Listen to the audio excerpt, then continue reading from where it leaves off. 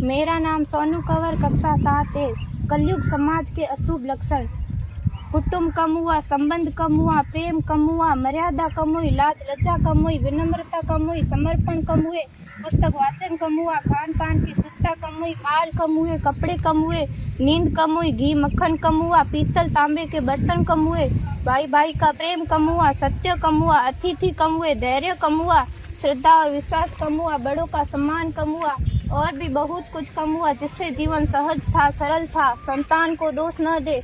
बालक या बालिका को इंग्लिश मीडियम में पढ़ाया, अंग्रेजी बोलना सिखाया, बर्थडे और मैरिज एनिवर्सरी जैसे जीवन के शुभ प्रसंगों को अंग्रेजी कल्चर्स के अनुसार जीना ही श्रेष्ठ माना।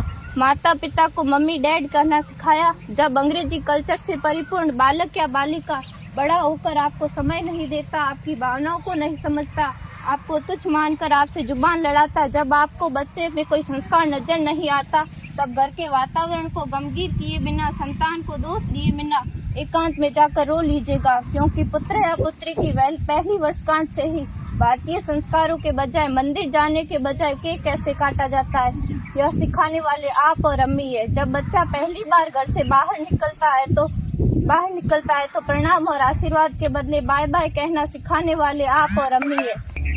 हम परीक्षा देने जाते समय इष्ट देव बड़ों के पैर छूने के बदले बेस्ट ऑफ लक कहकर परीक्षा भवन तक छोड़ने वाले आप और अम्मी है। बालक या बालिका के सफल होने पर घर में परिवार के साथ बैठकर खुशियां मनाने के बदले होटल में पार्टी मनाने की प्रथा को बढ़ावा देने वाले आप और अम्मी है।